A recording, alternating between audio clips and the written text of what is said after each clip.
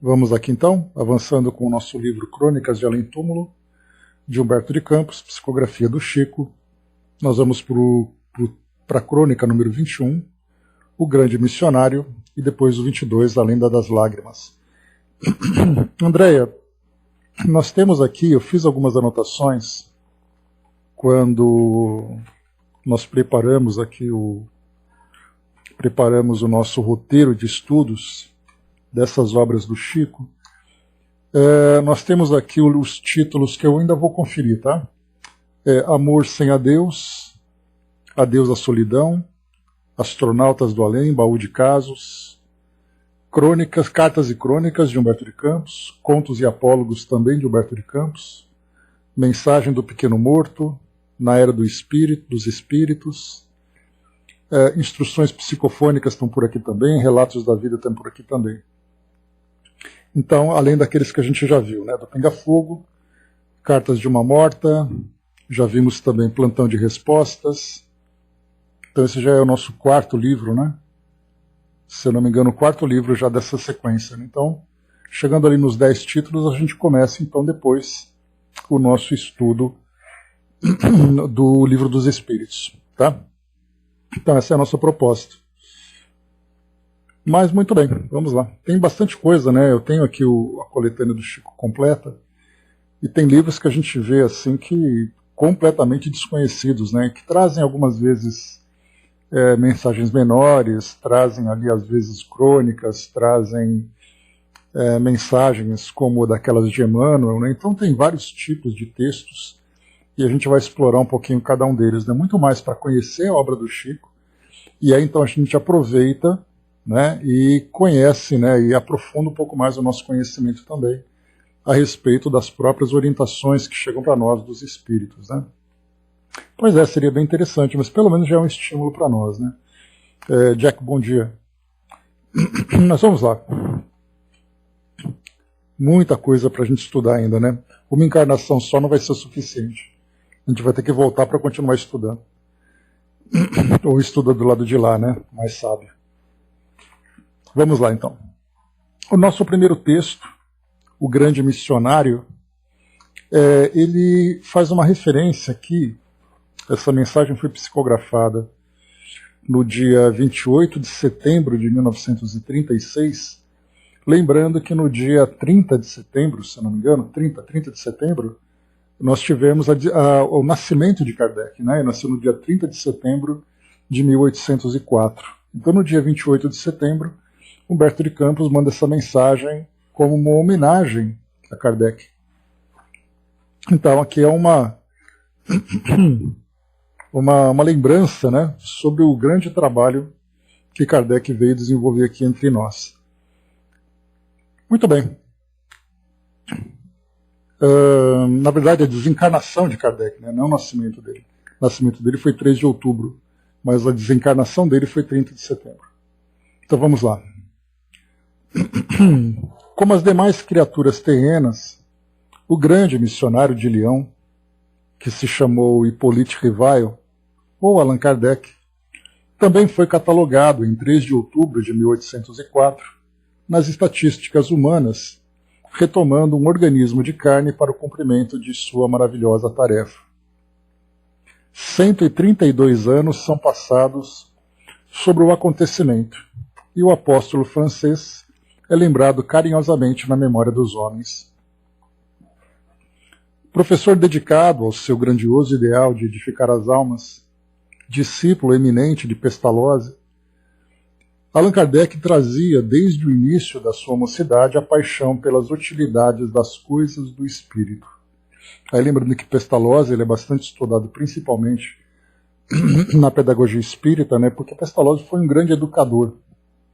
E o seu sistema de educação, fazendo com que os alunos tivessem um contato com... fazendo uma relação entre aquilo que estudavam na teoria e a aplicação prática daquele conhecimento, né? Então Kardec utilizava muito isso também, né, já que ele aprendeu com o próprio Pestalozzi, né? Hoje é diferente.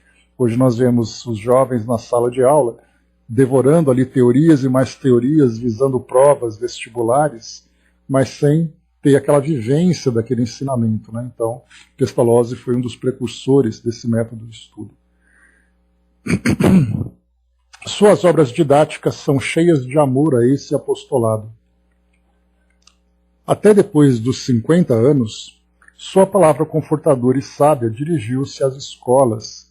Seus fosfatos foram consumidos nos mais nobres labores do intelecto em favor da formação da juventude. Suas mãos de benfeitor edificaram o espírito da infância e da mocidade de sua pátria. Sua vida de homem está repleta de grandes renúncias e sublimes dedicações. Nunca os insultos ou as ações dos traidores lhe entibiraram o ânimo do soldado do bem. Os espinhos das estradas do mundo não lhe trucidaram o coração temperado no aço da energia espiritual e no ouro das convicções sadias que lhe povoavam toda a existência.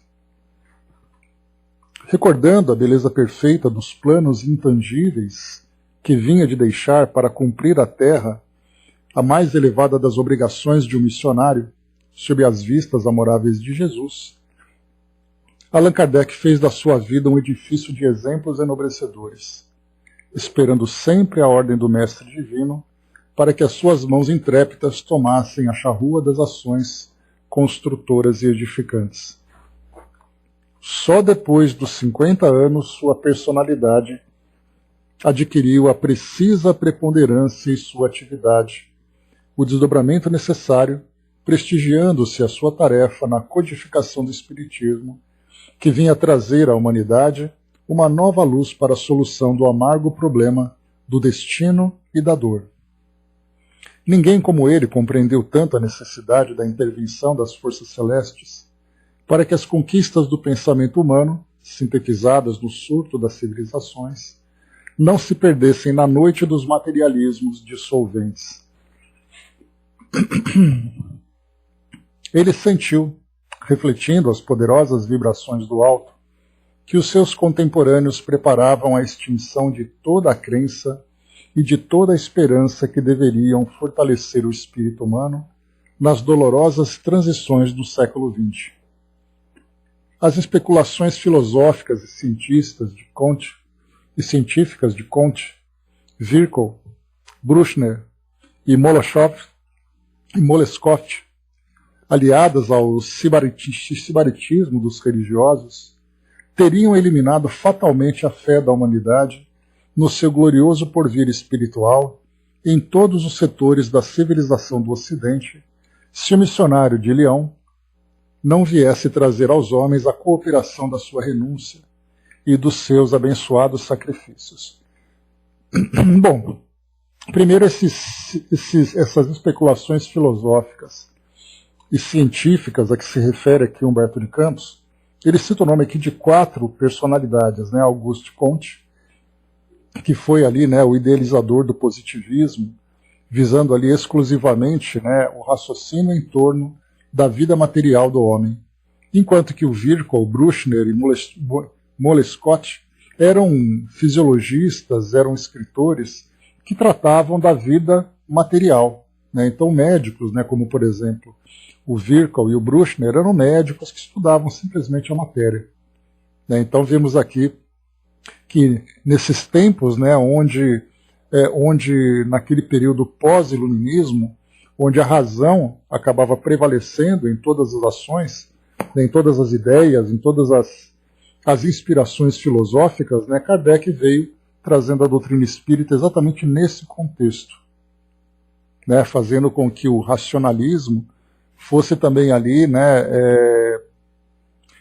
fosse utilizado em favor da própria descoberta do plano espiritual, porque do contrário, o plano espiritual se apresentaria também apenas como um objeto de fé, mas utilizando exatamente a força da razão, foi que Kardec, aplicando o método da ciência de observação, foi trazendo para nós então ali os sinais do plano espiritual e elaborando aqui, né, a nossa doutrina. Então é nesse contexto que a doutrina surgiu e é aqui então que chama a atenção Humberto de Campos. Quando Jesus desceu um dia à terra para oferecer às criaturas a dádiva da sua vida e do seu amor, seus passos foram precedidos pelo de João Batista, que aceitara a dolorosa tarefa de precursor, experimentando todos os martírios do deserto. O Consolador prometido à terra, pelo coração misericordioso do Divino Mestre, e que é o Espiritismo, teve o sacrifício de Allan Kardec, precursor da sua gloriosa disseminação no peito atormentado das criaturas humanas. Seu retiro não foi a terra brava e estéril da Judéia, mas o deserto de sentimentos das cidades tumultuosas no burburinho, os sentimentos das cidades tumultuosas. No burburinho das atividades dos homens, no turbilhão das suas lutas, ele experimentou na alma muitas vezes, o fel do apodo e o insulto dos malevolentes e dos ingratos. Mas sua obra aí ficou como roteiro maravilhoso do país abençoado da redenção. Espíritos eminentes foram ao mapa das suas atividades para conhecerem melhor o caminho. Flammarion se embriaga no perfume ignorado dessas terras misteriosas do novo conhecimento, descobertas pela sua operosidade de instrumento do Senhor, e apresenta ao mundo as suas novas teorias cosmológicas, enchendo a fria matemática astronômica de singular beleza e suave poesia. Sua obra, As Forças Naturais, é um caminho aberto às indagações científicas que teriam mais tarde, com Richer, amplos desenvolvimentos. Gabriel Delany e Leon Denis se inflamam de entusiasmo diante das obras do mestre e ensaiam na filosofia espiritualista, inaugurando uma nova época para o pensamento religioso, alargando as perspectivas infinitas da ciência universal.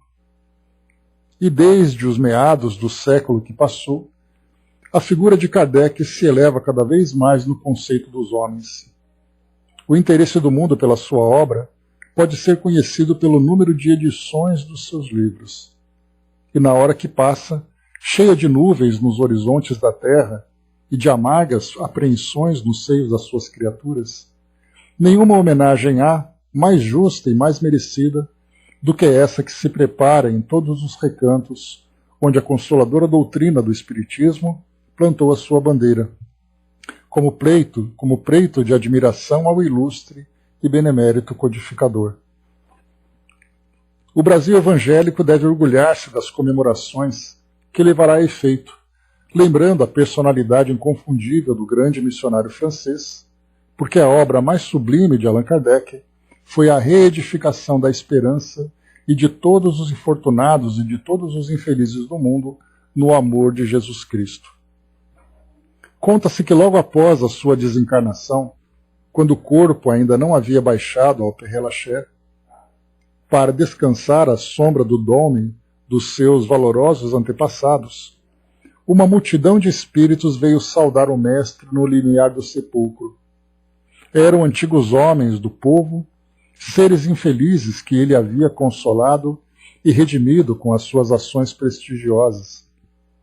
E quando se entregavam às mais santas expansões afetivas, uma lâmpada maravilhosa caiu do céu sobre a grande assembleia dos humildes, iluminando-a com uma luz que, por sua vez, era formada de expressões do seu Evangelho segundo o Espiritismo, ao mesmo tempo que uma voz poderosa e suave dizia do infinito: Kardec, regozija-te com a tua obra.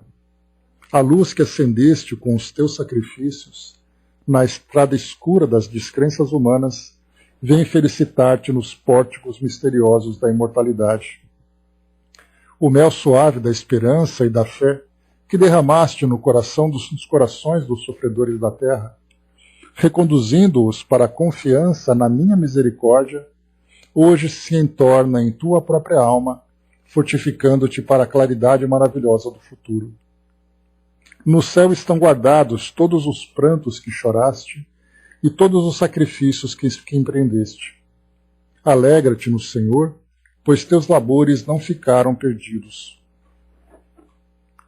Tua palavra será uma bênção para os infelizes e desafortunados do mundo, e ao influxo de tuas obras, a terra conhecerá o Evangelho no seu novo dia. Acrescenta-se então que grandes legiões de espíritos eleitos entoaram na imensidade um hino de hosanas ao homem que organizara as primícias do Consolador para o planeta terreno e que, escoltado pelas multidões de seres agradecidos e felizes, foi o Mestre, em demanda das esferas luminosas, receber a nova palavra de Jesus. Kardec, eu não te conheci e nem te poderia entender na minha condição de homem perverso na terra, mas recebe, no dia em que o mundo lembra comovido, a tua presença entre os homens, o preito da minha amizade e da minha admiração.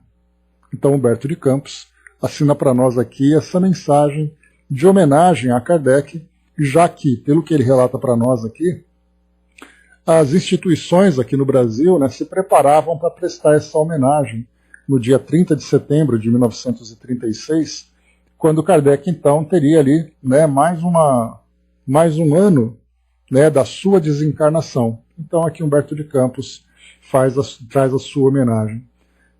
Como ponto de lembrança para nós, bom dia Chaconete, bom dia Elcio, como ponto de lembrança para nós aqui, ele diz, tem duas passagens interessantes, né? Primeiro, quando ele fala aqui que conta-se que logo após a sua desencarnação, quando o corpo ainda não havia baixado ao Père Lachaise, tem uma nota de rodapé dizendo que foi um pequeno engano de Humberto de Campos, porque na verdade o corpo dele foi sepultado primeiramente no cemitério Montmartre, ou Montmartre, né? E depois então teve a transladação dos despojos para o dolmen no Père Lachaise, né, que foi feito 2 anos depois, né? Então tem inclusive aquele dolmen, né, bem bonito, que lembra ali, né, os dolmens célticos, né?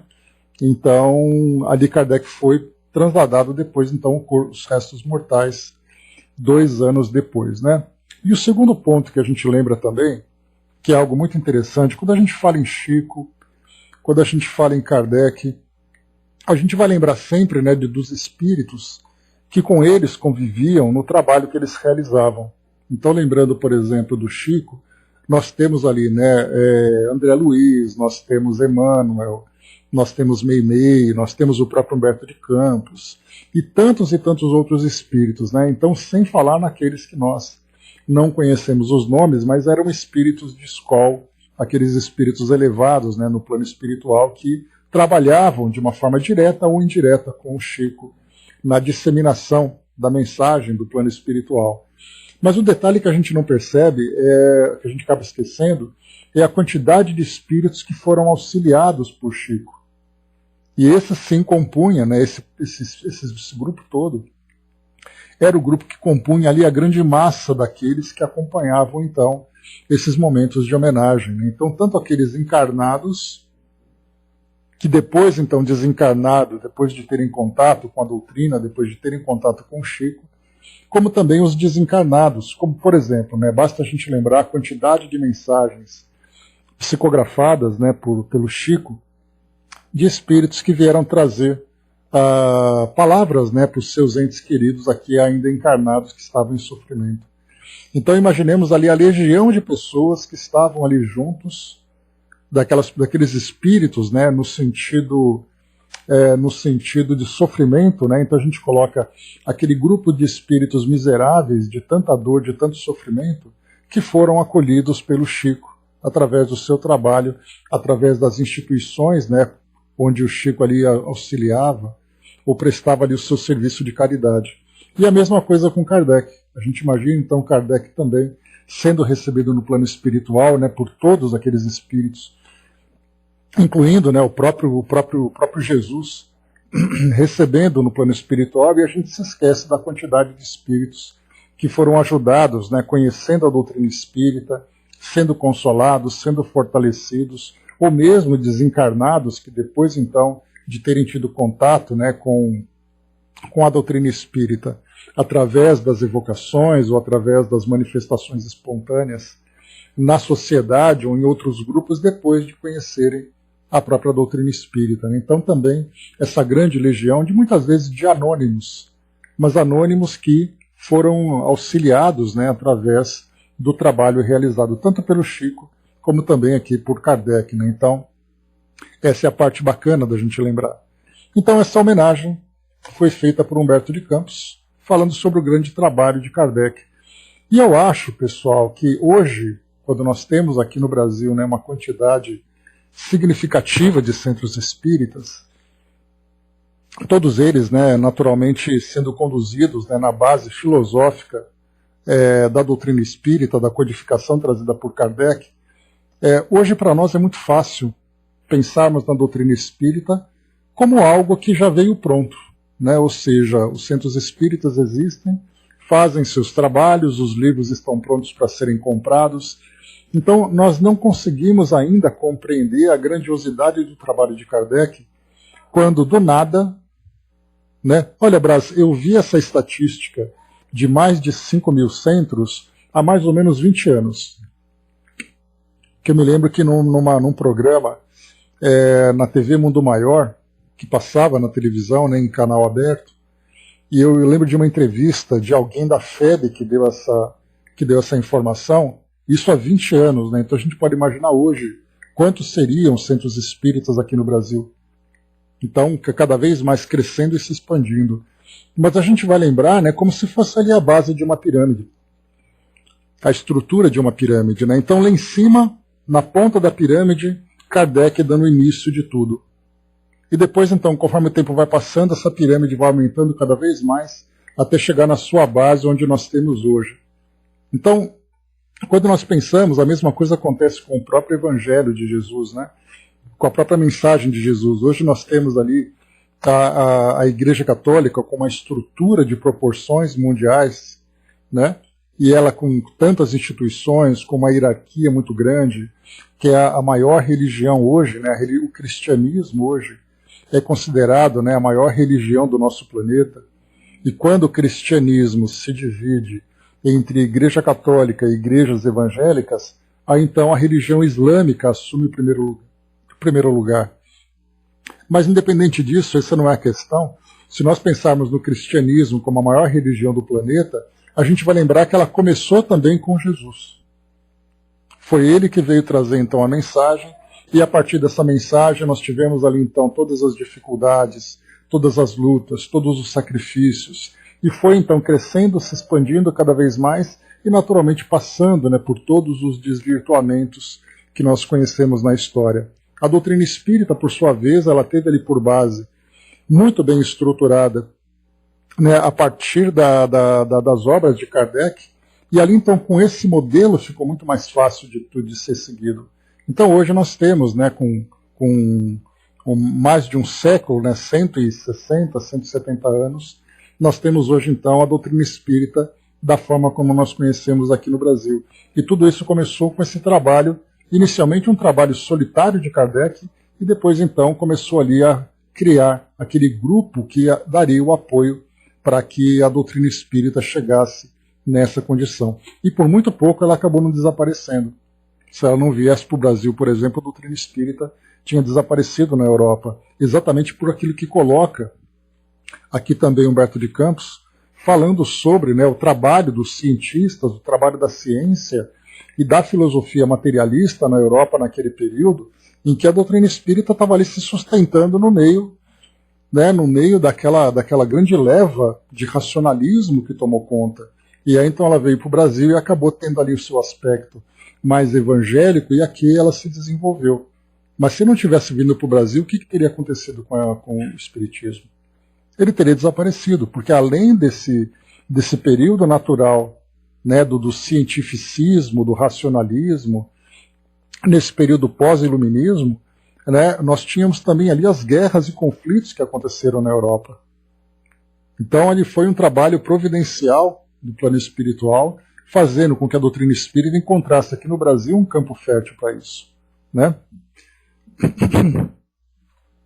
Dudu colocou, né, Jesus foi a nossa primeira igreja, né, começou tudo por ele.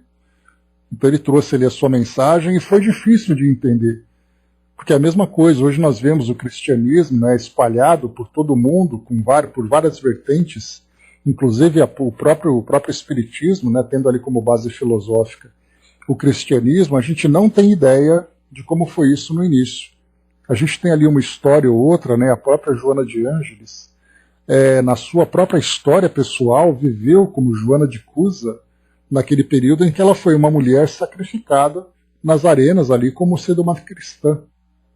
Então era daquelas cristãs, né, ou daqueles cristãos que foram sacrificados por diversão ali dos governantes romanos, como uma forma de diminuir ou até anular a importância da mensagem de Jesus. Então naquele início nós desconhecemos muito pouco, mas teremos oportunidade certamente de fazer ali uma revista na história, conhecendo exatamente ali como tudo aconteceu dentro dessa realidade, né? O Brás lembrou aqui, né, o mesmo, se não Paulo de Tarso, né, o cristianismo teria morrido no nascedor. A mesma coisa também, Brás. Se não fosse por ele também ter feito esse trabalho todo de sustentar todos aqueles grupos de cristãos, né, que se espalhavam ali por toda a região, teríamos a mesma coisa também. O cristianismo correndo um sério risco de ser ali abafado pela incompreensão dos homens. Mas a gente lembra que os missionários, quando vêm para fazer seu trabalho, eles não vêm sozinhos, né? Então eles trazem não apenas ali outros companheiros de trabalho, mas da mesma forma também o próprio plano espiritual tendo ali um projeto que não é um projeto para fracassar, né? Pois é, exatamente. Eu estava lembrando agora, Elcio. Então, tudo vem muito bem definido, vem tudo muito bem organizado. Quem são ali as personagens, os trabalhadores, as formas como tudo aquilo vai se expandir cada vez mais, né? E a doutrina espírita está seguindo o seu plano, porque não é algo que vem de uma hora para outra, né? Então a gente pode colocar que é como se fosse o projeto de uma obra. E esse projeto de uma obra ele tem etapas. Então a primeira etapa é a apresentação, depois a implantação, depois o desenvolvimento, e aí vai. E a doutrina espírita está seguindo o seu curso, fazendo aqui o seu trabalho, se expandindo cada vez mais, tocando, né, sensibilizando o coração das pessoas. Mas ainda é um trabalho muito árduo, tem muita coisa para se fazer ainda, né? Então, Humberto de Campos, mais uma vez, então, ele trouxe para nós essa singela homenagem a Kardec, né, quando da lembrança aqui da celebração da desencarnação de Kardec, lá no dia 30 de setembro de 1936, 2 dias antes, então, o Humberto de Campos trouxe essa pequena homenagem, né? Pequena, porém grandiosa, né, dentro da sua justiça. E lembrando também, né, pessoal, é muito importante a gente olhar para esse lado. No plano espiritual, por exemplo, Kardec ele não é tão conhecido como nós imaginamos, assim como também aqui no próprio mundo físico, já que no plano espiritual nós temos ali, né, toda a sua diversidade de crenças, nós temos ali irmãos das mais variadas linhas filosóficas, em que o espiritismo é mais uma delas.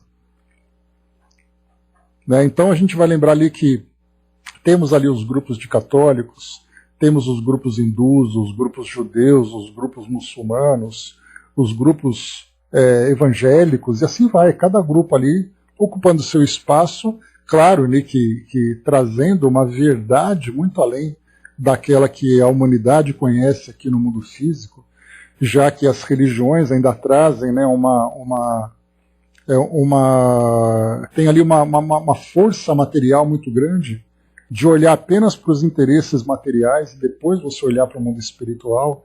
Então, lá no plano espiritual, essas religiões trazem ali uma prática diferente. Se vivencia essas religiões de uma forma diferente. Então, existe ali um catolicismo diferenciado, uma filosofia, as filosofias evangélicas também são diferenciadas, o judaísmo, porque ali então eles vão ver a realidade do espírito, né, valorizando, né, e levando em consideração realmente o entendimento dessa realidade espiritual. Enquanto que aqui nós olhamos trabalhamos no mundo material tentando imaginar como é o mundo espiritual. Então, e até mesmo também o próprio espiritismo no plano espiritual ele é visto de uma forma diferente. Porque lá se tem uma compreensão muito mais ampla do que aquela que nós temos aqui. Da mesma forma, embora nós tenhamos todos os livros, as informações e tudo mais, a gente olha para o mundo espiritual como aquele mundo que nós esperamos alcançar. E por isso, então, nós vivemos em função dessa expectativa, mas valorizando muito mais a nossa realidade atual, a realidade que nós estamos vivendo. Já no plano espiritual, os espíritos estão no plano espiritual, vivendo essa realidade e sentindo o efeito dessas leis, dessas verdades. Então, até nisso, nós espíritos aqui hoje, chegaremos no mundo espiritual tendo que aprender tudo de novo. Fazendo ali uma reforma, embora as bases já sejam conhecidas por todos nós, o aprofundamento delas vai ter que ser feito tudo de novo. Então volta todo mundo para a sala de aula, começa a reaprender tudo isso, reaprender e rever tudo isso também de uma forma muito mais clara. Então por isso é importante para nós. Bom dia, professor. O Braço colocou, o Espiritismo foi a abertura de uma cortina entre as duas dimensões, uma cortina muito tímida ainda e muito opaca, Braço? Mas a gente já consegue vislumbrar uma luz do outro lado. Então isso já é um bom começo para todos nós, Vamos lá. Crônicas de Além-Túmulo. Então, mais uma vez aqui, número 22, A Lenda das Lágrimas. Aqui é uma crônica mesmo, Não é nada relacionado com a vida no mundo, com a dinâmica do mundo espiritual, mas Humberto de Campos traz essa lenda bem interessante. Ele diz assim para nós. Vamos em frente então. Tá, mas é importante lembrar isso, tá, pessoal? Tanto os fiéis como aqueles que são sacerdotes, que são aqueles que são os representantes dessas filosofias, veem o plano espiritual de uma forma diferenciada. E é claro que nós vamos encontrar também aqueles religiosos que ainda se encontram presos religiosos, sejam eles sacerdotes, sejam eles seguidores, que ainda terão essa visão limitada da religião pelo fato de estarem ainda presos nessa mentalidade materializada, ou essa mentalidade do mundo material. Mas vamos lá. A lenda das lágrimas. Rezam as lendas bíblicas que o Senhor, após os 6 dias de grandes atividades da criação do mundo, arrancado do caos pela sua sabedoria, descansou no 7º para apreciar sua obra. E o Criador via os portentos da criação, maravilhado de paternal alegria. Sobre os mares imensos voejavam as aves alegres. Nas florestas espessas desabrochavam flores radiantes de perfumes, enquanto as luzes na imensidade clarificavam as apoteoses da natureza, resplandecendo no infinito para louvar-lhe a glória e lhe exaltar a grandeza. Jeová, porém, logo após a queda de Adão e depois de expulsá-lo do paraíso, a fim de que ele procurasse na terra o pão de cada dia com o suor do trabalho, recolheu-se entristecido aos seus imensos impérios celestiais, repartindo a sua obra terrena pelos departamentos diversos, que confiou às potências angélicas. Então, Deus tendo se decepcionado com a atitude de Adão, depois de expulsá-lo para o paraíso, ele deixou então para esses anjos a responsabilidade de desenvolver aqui na Terra esses trabalhos de sustentação dessas diversas obras da criação. O paraíso fechou-se então para a Terra, que se viu insulada no seio do infinito. Adão ficou sobre o mundo, com a sua descendência amaldiçoada, longe das belezas do Éden perdido, e no lugar onde se encontravam as grandiosidades divinas, não se viu mais do que o vácuo levemente azulado da atmosfera. E o Senhor, junto dos serafins, dos arcanjos e dos tronos, na sagrada coroa da sua misericórdia, esperou que o tempo passasse.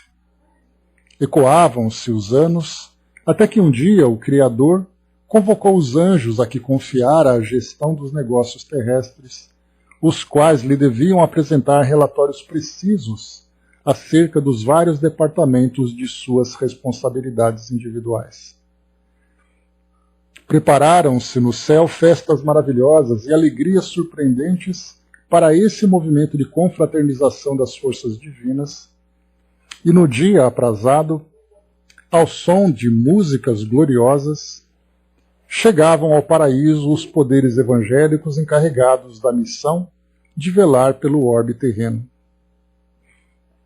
O Senhor recebeu-os com a sua bênção, do alto do seu trono bordado de lírios e de estrelas, e diante da atenção respeitosa de todos os circunstantes, falou o anjo das luzes. Senhor, todas as claridades que criastes para a terra continuam refletindo as bênçãos da vossa misericórdia. O sol ilumina os dias terrenos com os resplendores divinos, vitalizando todas as coisas da natureza e repartindo com ela o seu calor e a sua energia. Nos crepúsculos, o firmamento recita os seus poemas de estrelas e as noites são ali clarificadas pelos raios tênues e puros dos plenúnios divinos. Nas paisagens terrestres, todas as luzes evocam o vosso poder e a vossa misericórdia, enchendo a vida das criaturas de claridades benditas. Deus abençoou o anjo das luzes, conhecendo-lhe a faculdade de multiplicá-las na face do mundo.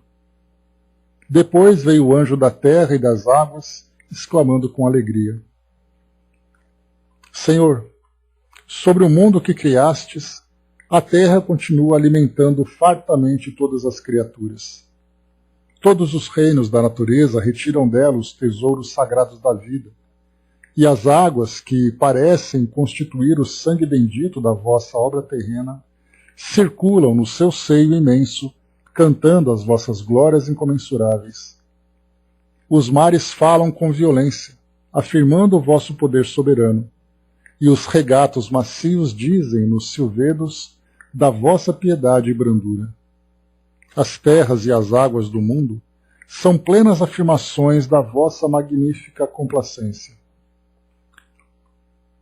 E o Criador agradeceu as palavras do servidor fiel, abençoando-lhe os trabalhos. Em seguida falou radiante o anjo das árvores e das flores. Senhor, a missão que me concedestes aos vegetais da terra vem sendo cumprida com sublime dedicação. As árvores oferecem sua sombra, seus frutos e utilidades a todas as criaturas. Como braços misericordiosos do vosso amor paternal, estendidos sobre o solo do planeta. Quando maltratadas, sabem ocultar suas angústias, prestando sempre com abnegação e nobreza o concurso da sua bondade à existência dos homens. Algumas, como o sândalo, quando dilaceradas, deixam extravasar de suas feridas taças invisíveis de aroma, balsamizando o ambiente em que nasceram. E as flores, meu Pai, são piedosas demonstrações das belezas celestiais nos tapetes verdoengos da terra inteira. Seus perfumes falam, em todos os momentos, da vossa magnanimidade e sabedoria. E o Senhor, das culminâncias do seu trono radioso, abençoou o servo fiel, facultando-lhe o poder de multiplicar a beleza e as utilidades das árvores e das flores terrestres.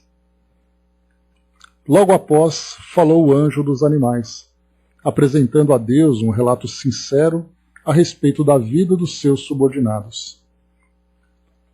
Os animais terrestres, Senhor, sabem respeitar as vossas leis, acatar a vossa vontade. Todos vivem em harmonia com as disposições naturais da existência que a vossa sabedoria lhes traçou.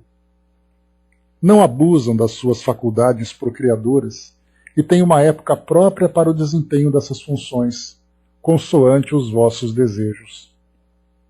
Todos têm a sua missão a cumprir, e alguns deles se colocaram abnegadamente ao lado do homem para substituí-lo nos mais penosos mistérios, ajudando-o a conservar a saúde e a buscar no trabalho o pão de cada dia. As aves, Senhor, são tirúbilos, alados, incessando do altar da natureza terrestre o vosso trono celestial, cantando as vossas grandezas ilimitadas. Elas se revezam constantemente para vos prestarem essa homenagem de submissão e de amor. E enquanto algumas cantam durante as horas do dia, outras se reservam para as horas da noite, de modo a glorificarem incessantemente as belezas admiráveis da criação, louvando-se a sabedoria do seu autor inimitável. E Deus, com um sorriso de júbilo paternal, derramou sobre o dedicado mensageiro as vibrações do seu divino agradecimento. Foi quando então chegou a vez da palavra do anjo dos homens.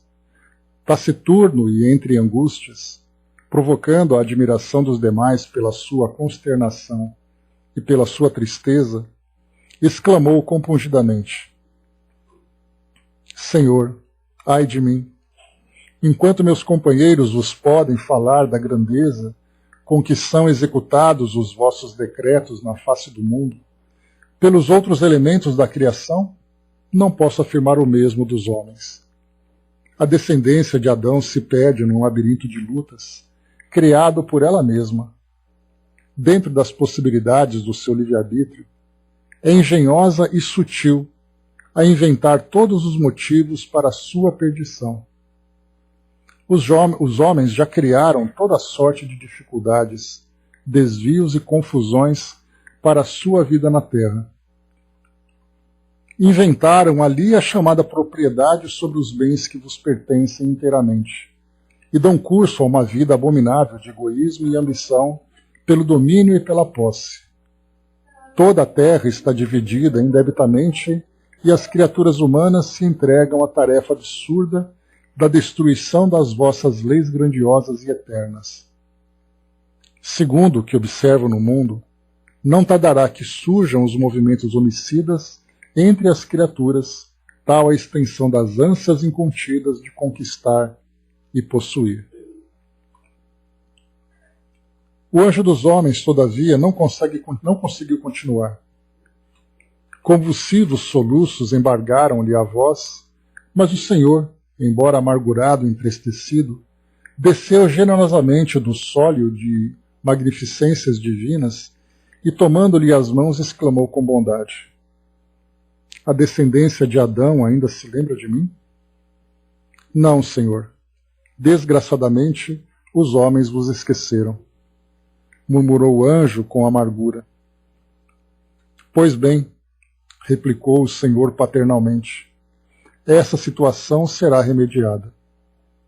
E, alçando as mãos generosas, fez nascer ali mesmo no céu um curso de águas cristalinas e, enchendo um cântaro com essas pérolas liquefeitas, entregou-o ao seu último servidor, exclamando: Volta à terra e derrama no coração de seus filhos esse licor celeste, a que chamarás água das lágrimas. Seu gosto tem ressaibos de fel, mas esse elemento terá a propriedade de fazer que os homens me recordem, lembrando-se da minha misericórdia paternal. Se eles sofrem e se desesperam pela posse efêmera das coisas atinentes à vida terrestre, é porque me esqueceram, olvidando a sua origem divina. E desde esse dia, o anjo dos homens derrama na alma atormentada e aflita da humanidade a água bendita das lágrimas remissoras. E desde essa hora, cada criatura humana, no momento dos seus prantos e das suas amarguras, nas dificuldades e nos espinhos do mundo, recorda instintivamente a paternidade de Deus e as alvoradas divinas da vida espiritual. Então aqui Humberto de Campos conclui, Lima, bom dia, Zoe, bom dia. Então conclui aqui essa crônica falando para nós sobre essa lenda, porque nós vemos aqui então que é bem aquilo que nós olhamos para o mundo hoje e nós vemos a natureza por si só E isso é muito mais do que apenas uma observação poética ou uma observação filosófica, mas é uma constatação científica que a natureza, por si só, se desenvolve, se refaz, se reequilibra pela própria força, né, de que é dotada. Porém, os homens, sempre os homens, né, utilizando o seu livre-arbítrio de uma forma equivocada, acabam sempre provocando para si próprios as dores. Então, cada um dos anjos fala sobre a luz, fala sobre as águas, fala sobre a terra, fala sobre a natureza, fala sobre os animais, as plantas. Tudo isso funciona por si só. Então, muitas vezes, né, quando naquele momento de revolta ou de angústia, né, muitas pessoas dizem assim: se nós tirássemos os humanos da Terra, o planeta voltaria naturalmente ao seu equilíbrio natural. Filmes são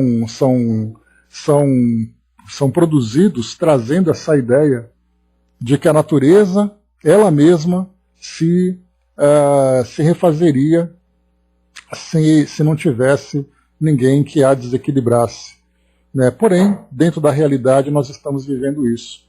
Então, hoje, nós temos aqui, como é colocado no final, né, quando nós nos lembrarmos de Deus, e para essa lembrança, então, veio, né,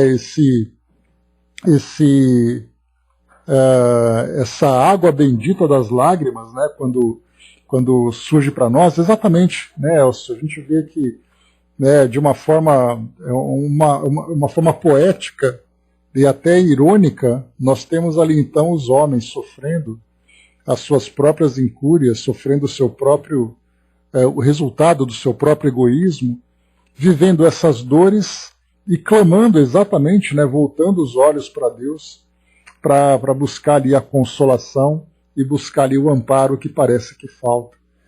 Mas ainda falta, na verdade, apesar dessa busca que a humanidade faz, né, em direção aos céus para a solução das suas dificuldades, falta, na verdade, para o homem ainda a compreensão do seu próprio papel na criação do seu próprio sofrimento. Ou seja, nós temos ali então os homens criando as próprias circunstâncias de dor, e ao mesmo tempo os homens terão que buscar a própria solução. Hoje nós temos na doutrina espírita um entendimento exatamente dessa grande lei, que é a lei de causa e efeito. E através dessa lei de causa e efeito nós temos, se nós vivemos hoje o efeito de tanto sofrimento, caberá a nós buscarmos a causa e modificar as nossas ações. Então, enquanto nós vamos vivendo de uma forma cega, de uma forma incompreensível ainda, todas essas dificuldades, será através do despertamento da nossa consciência, e isso virá através do nosso amadurecimento espiritual, para que a gente possa então mudar as nossas ações. É aquela reforma íntima que todos nós precisamos, né? Para que o mundo se renove, há a necessidade inicialmente da renovação do próprio homem. Porque é o que nós encontramos hoje, né? Nós vemos muitas vezes em desabafos o mesmo discurso, as pessoas dizendo que eu queria muito que o mundo fosse perfeito. Ou então eu queria muito sair desse mundo e ir para um mundo melhor. E aí então todos nós acabamos nos esquecendo que o mundo nada mais é do que o resultado daquilo que nós somos. Então, se nós queremos um mundo melhor, há a necessidade da melhoria de cada um de nós, da nossa própria transformação. Aí sim virá como resultado, como uma consequência natural. Mas enquanto nós não compreendemos esse mecanismo de lei de causa e efeito, nós continuaremos ainda nos debatendo, né, dentro dessa arena de sofrimento que nós mesmos estamos criando. Então, como lembra Joana de Ângeles, né, a dor é a nossa melhor professora. Por enquanto, nós estamos nos revoltando contra essa professora, não compreendendo do porquê dela existir e porquê de nós sermos atingidos dessa forma. Quando nós entendemos o papel da dor como sendo para nós ali o despertar da consciência, aquele alerta, aquele alarme para despertar a nossa consciência, aí sim a gente vai utilizar essa professora como uma aliada e não como uma carrasca que geralmente nós vemos ainda. Bom dia, dona Miriam. O Dudu colocou lá em cima, né, na ajuda dos elementais da Terra consegue suprir e respirar da forma que ela pede sempre, né, o socorro sempre chega, pois cuida de tudo, né. Pois é, então é sempre assim, a natureza ela se trabalha e se equilibra naturalmente.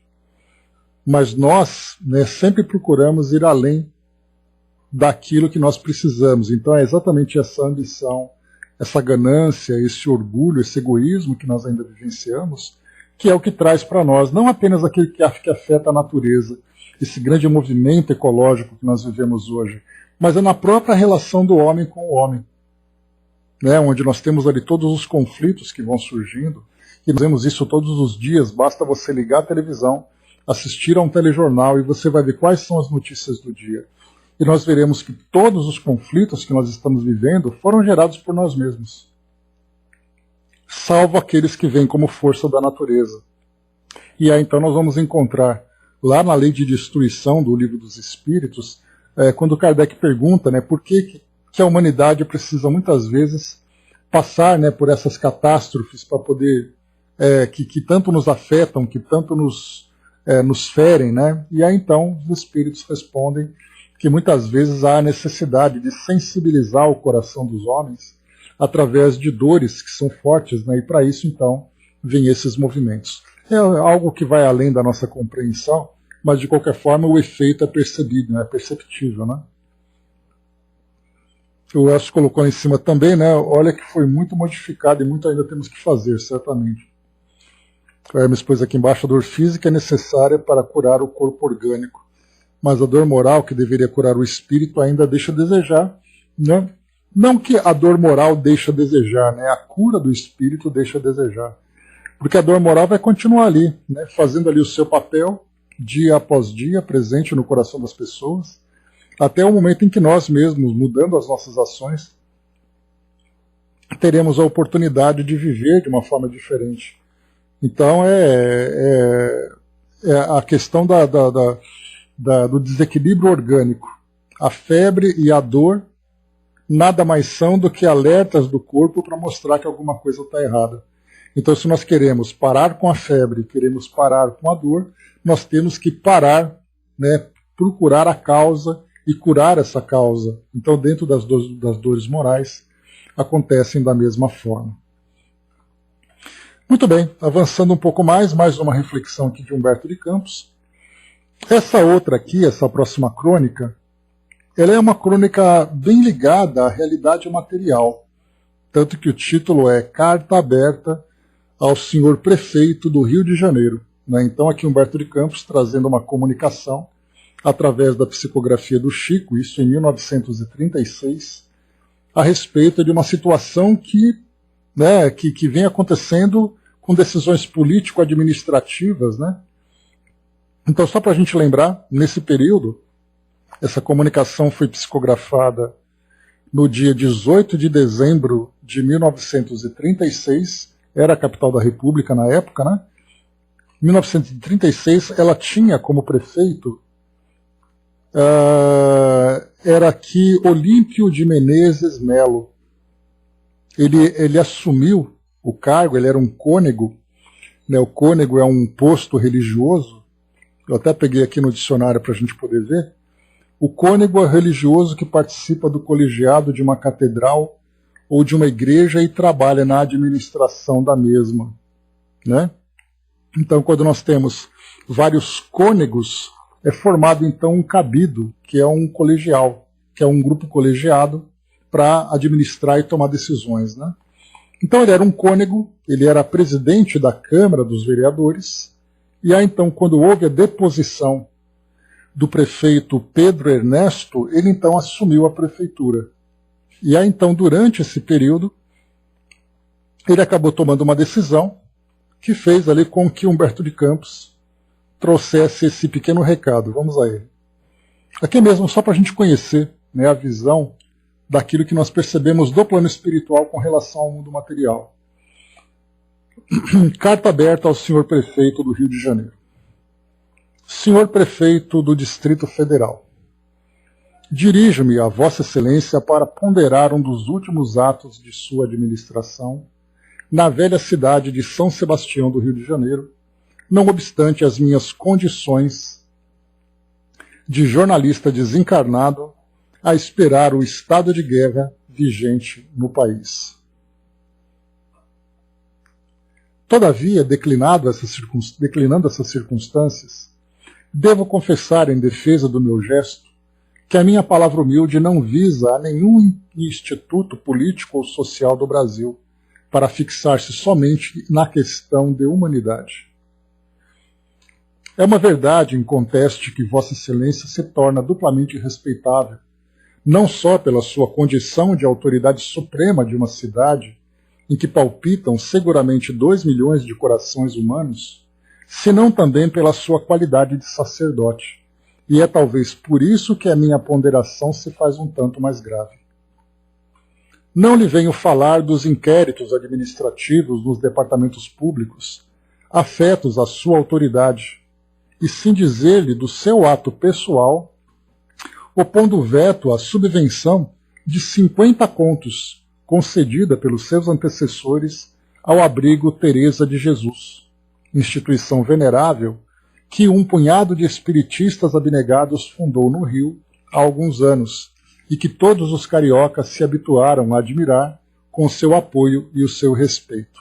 Então, ou seja, havia ali uma subvenção da Prefeitura do Rio de Janeiro, que na verdade era ali um benefício dado pelo governo para instituições de 50 contos de réis, e dentre essas instituições o abrigo Teresa de Jesus. E aí então o prefeito vetou essa ajuda da prefeitura para essa instituição. A atitude de Vossa Excelência é estranhável, não só em face da sua condição de ministro da Igreja Católica, como pelo seu conhecimento acerca das misérias da nossa urbe, que os apaixonados do samba brasileiro apelidaram de Cidade Maravilhosa.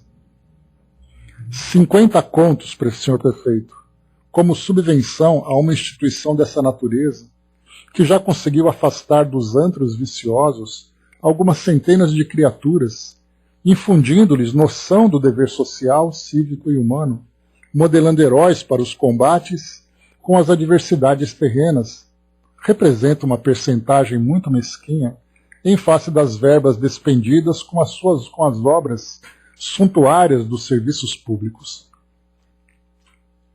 Antes de regressar desse mundo, onde perdi todas as ilusões e todas as esperanças com respeito à objetivação de uma sociedade organizada na base dos verdadeiros interesses cristãos, muitas vezes deixei escapar do peito dilacerado o meu grito de dor pela nossa infância desvalida. Aqui Humberto de Campos faz uma referência sobre os artigos que ele publicava como jornalista, trazendo essas questões sociais. Então ele fazia isso antes da sua desencarnação.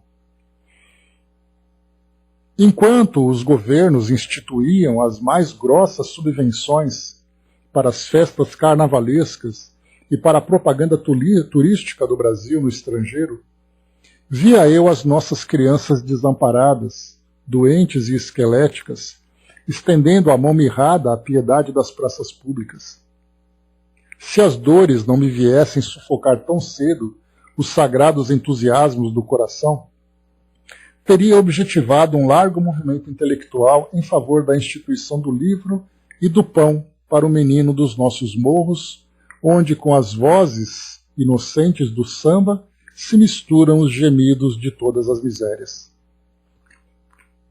Veja, pois, Excelência, a necessidade de subvenciarem e largamente todas as iniciativas sociais que se organizem para proteger a criança desamparada, que virá a ser o homem de amanhã. Nesses tempos de negro materialismo, que parece invadir todos os institutos criados com o rótulo da civilização cristã, as autoridades legalmente constituídas têm de colocar os interesses humanos acima de todos os preconceitos sociais e religiosos. Seu coração de administrador e de cristão possui vasta experiência desses assuntos, sendo desnecessário que a minha palavra lhe encareça a inoportunidade do seu veto pessoal a esse auxílio financeiro à instituição referida, que é um admirável núcleo cultural do Rio de Janeiro, onde se criam as células sadias do organismo coletivo de amanhã. Vossa Excelência não ignora que todas as questões transcendentes, apresentadas como insolúveis às vistas dos sociólogos modernos, complicando o mecanismo da vida dos povos, são de natureza educativa. Os problemas brasileiros são quase todos dessa ordem. Bem sabe que, mesmo em nossa história, existem páginas que implicam em si a veracidade do que afirmamos. Não se lembra da luta armada de Canudos, onde pereceram tantas energias da mocidade brasileira? O resultado dessa campanha seria outro, se em vez da primeira expedição militar, mandássemos para ali uma dúzia de professores. As armas a serem detonadas naquele ambiente sertanejo deveriam ser as do alfabeto, como asseverava o nosso Euclides. O banditismo do Nordeste, as falanges de Lampião, as multidões místicas e delinquentes que de vez em quando surgem no quadro mesológico da nossa evolução coletiva, são problemas do livro e nada mais.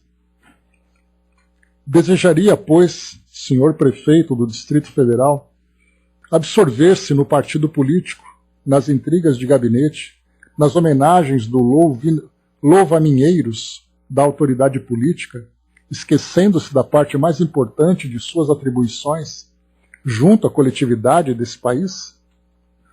Ou do seu país?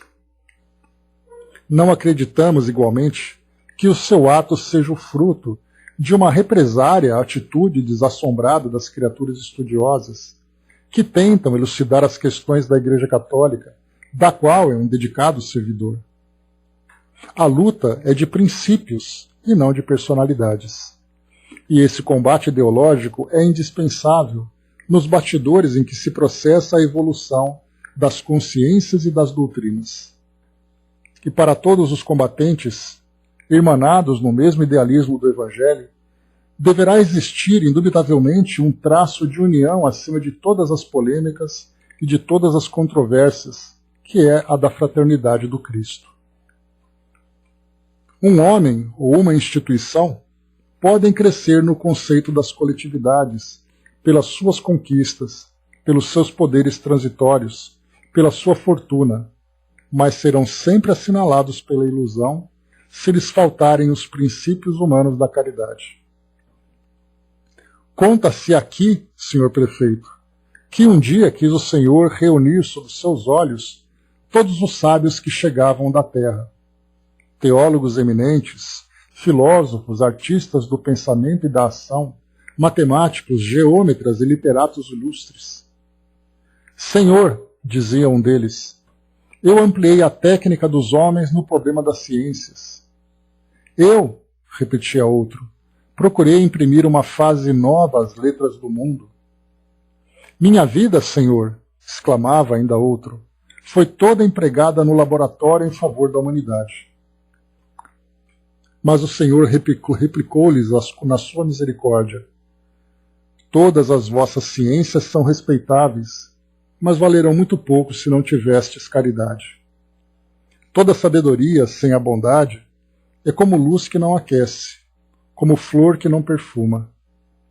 A questão da felicidade humana está claramente resolvida na prática do meu Evangelho, como a solução algébrica define os vossos problemas de matemática.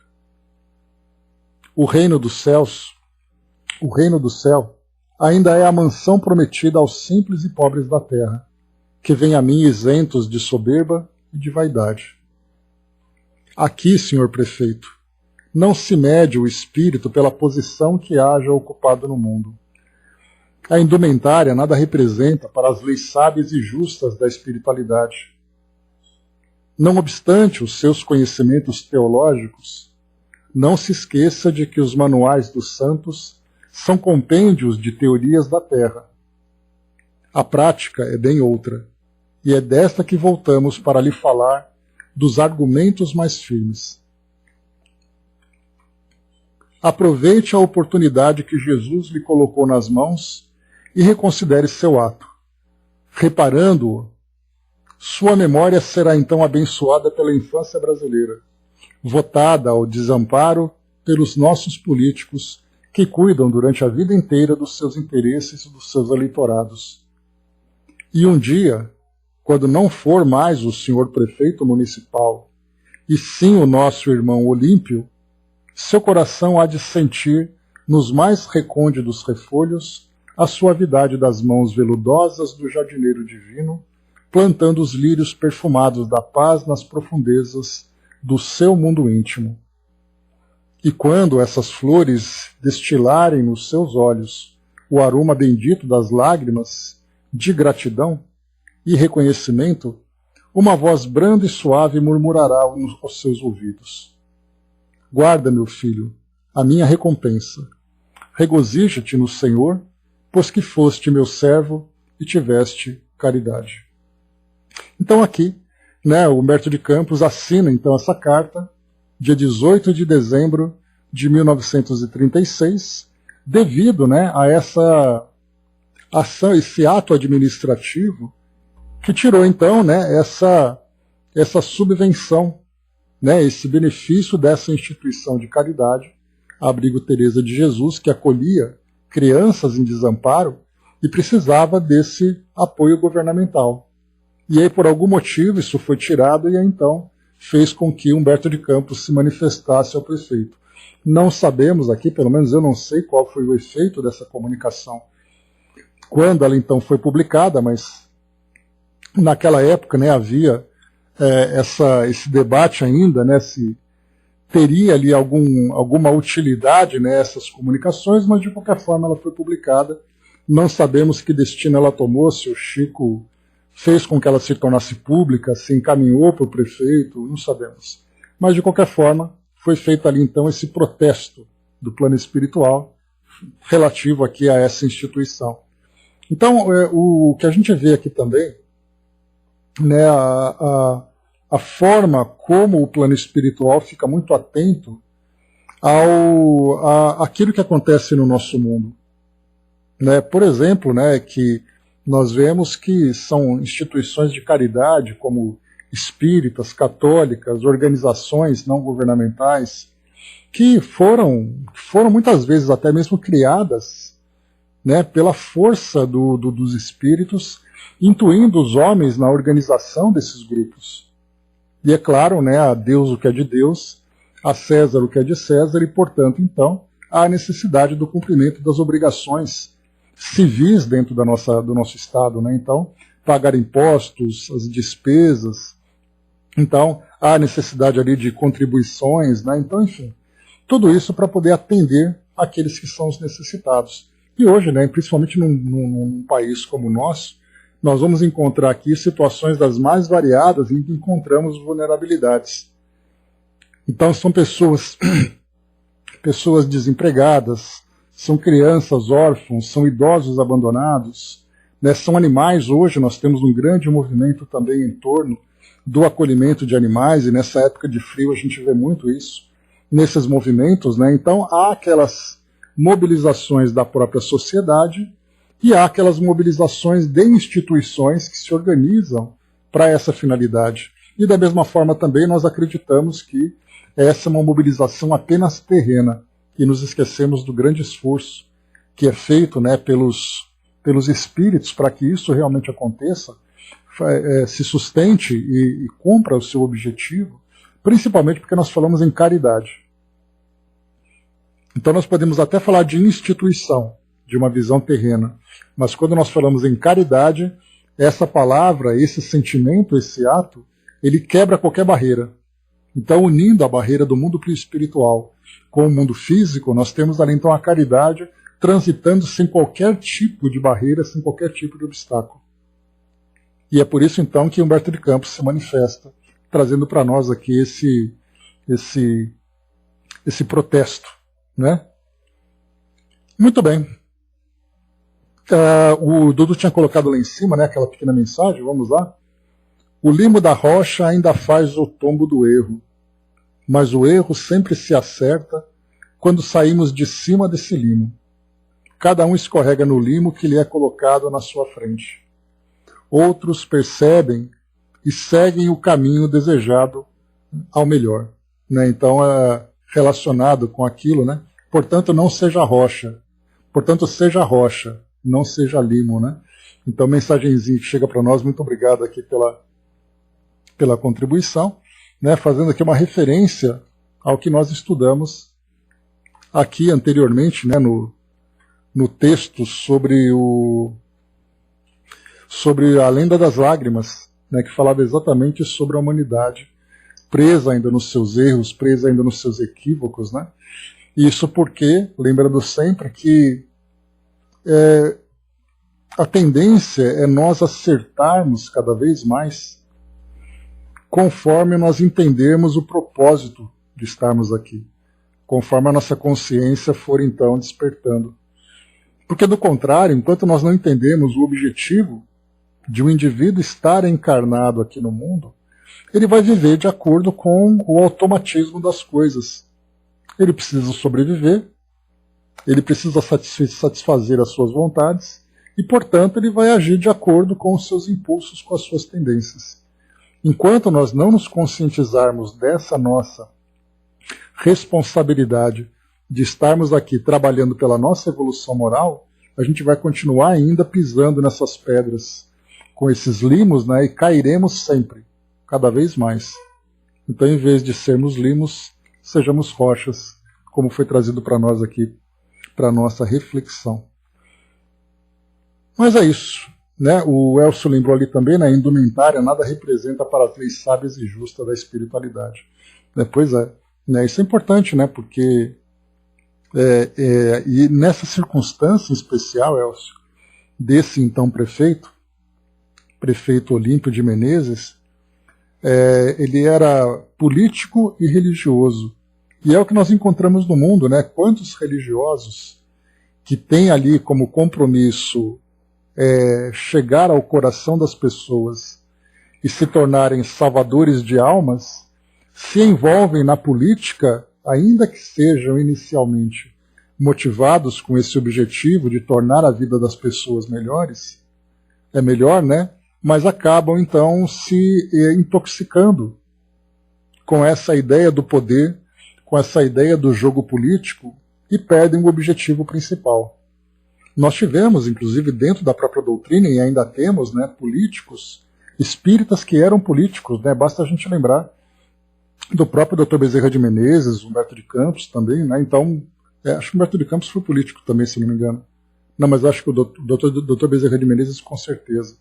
Mas foi para lá para fazer realmente esse trabalho humanitário, de não se envolver nesse jogo político, mas trabalhar em prol realmente da transformação do mundo. Assim como outros também fizeram esse papel. Mas, infelizmente, como sendo homens, não sendo ali grandes espíritos, acabam se perdendo, né, nesse ambiente. Eurípides também, né, Miriam? Exatamente, Eurípides. Eu falei Humberto de Campos, mas não. Eurípides e Caibar também foram, Dr. Bezerra de Menezes também foi. Então a gente tem ali vários desses grandes nomes da doutrina espírita atuando nesse ambiente político com essa proposta. Mas nós vemos também espíritas que entraram no ambiente político e se esqueceram do seu compromisso. Ou seja, né, é realmente um ambiente necessário, né, o ambiente político é necessário para poder fazer a articulação dos interesses e das necessidades do mundo, porque cada segmento da sociedade é representado nesse meio e cada um naturalmente vai trabalhar em prol, né, daquela comunidade, daquele universo que ele conhece. Mas é um ambiente que é muito perigoso, ele é muito sedutor, muito tóxico, né, e acaba, assim, infelizmente, corrompendo o coração dos homens. Então, quantos são aqueles que são espíritas, padres, pastores, que se envolvem na política e se perdem completamente do principal objetivo, que era exatamente ali a missão, né, a missão espiritual que eles tinham. Então, eis aí. O Hermes colocou, né, quando o poder do amor superar o amor pelo poder, o mundo conhecerá a paz, né? Bela frase, sem dúvida. Mas é isso, gente. Fechando por aqui, então, vimos aqui mais um pouquinho de Humberto de Campos, trazendo ali um pouco da sua história, da sua mensagem, da sua visão. Nós vimos, então, aqui três, né, o grande missionário, uma homenagem a Allan Kardec, quando da celebração da sua desencarnação em 1936, A Lenda das Lágrimas, essa pequena crônica, né, e Carta Aberta ao Senhor Prefeito do Rio de Janeiro. Certamente nós vamos encontrar também muita atualidade nisso, né? E depois, então, nós temos aqui A Paz e a Verdade, Sócrates escrevendo a Jesus, as mensagens 24 e